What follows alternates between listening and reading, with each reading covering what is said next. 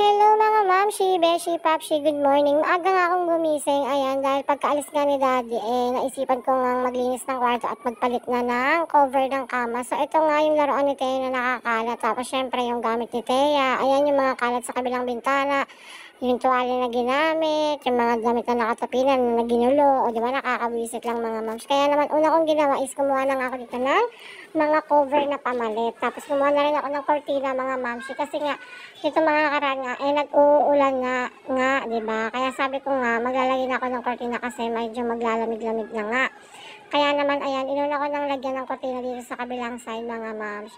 Ayun mga moms, diba? Kasi yung kwarto, pahingahan talaga yan. Kaya naman, masarap talaga sa pakiramdam. Pagka malinis siya, yung magpapahinga kang malinis, matutulog kang malinis, igising kang malinis, ganon. Kaya nga lang, sa part ko mga moms, hindi talaga maiwasan. Kasi itong kwarto ko nga, naging tambayan nga to ng mga kapatid ko. At saka naman, yung mga anak ko nga, ayan, pag nilaruan nila yung kapatid nila, ayan, ganyan yung nangyayari mga moms ko.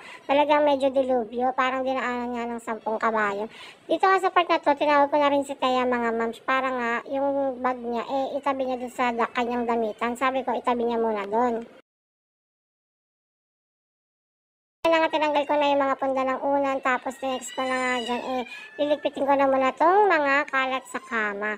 Siyempre, niligpit ko na rin tong kabilang bintana, ayan. At talagyan ko rin yan mamaya ng kortina. Pinahanap ko nga sa anak ko yung kortina kasi nawawala. Yung pala nandun lang sa likod, sa malapit sa laundry namin.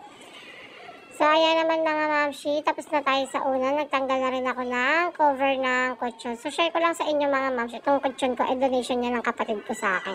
Pati naman yung patungan. Kasi nga nung bagong manganganak pa lang ako, nag-iisip nga sila kung sasahig daw yung baby, si Teo. Kaya naman, ang ginawa nila, nilagay nila dyan yung kama at saka yung kutsyon na malapad para naman nga, nakataas kami ni Teo. At hanggang ngayon nga, hindi na nila kinuha. So, for the akin na nga yan mga mamshi ko. O, diba? Ganun lang yan. Tapos, syempre nga kasi yung kama namin dati maliit. Ang laki namin ni Daddy parehas. Baka nga daw madurog si Teo. So, ayan na mga mamshi ko, naglalagay na nga ako ng punda ng unan dyan. Medyo binibilisan ko lang nga kasi nga, alam nyo na mamaya-maya si Teo nagwawala na nga. At saka, binilisan ko na rin itong video mga mams para naman tapusin nyo yung aking mga video. Kasi hindi ko alam kung tatapusin nyo ba pag tumagal lang 10 minutes yung video ko. Ganun.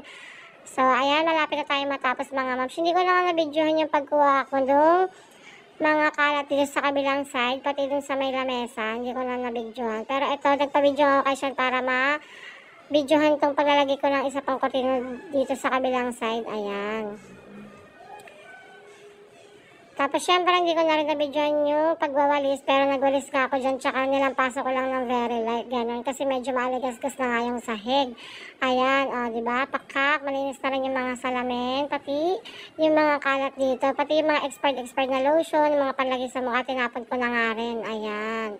Tapos, syempre, inayos ko na rin nga yung sandamakamak na gamot ni Teo at ni Thea. Alam nyo na, mom life, momshi life, ayan, dapat may mga imbak talaga tayong gamot kasi hindi natin alam kung kailan magkakasakit yung mga anak natin. Kaya naman dapat lagi tayong handa, ayan.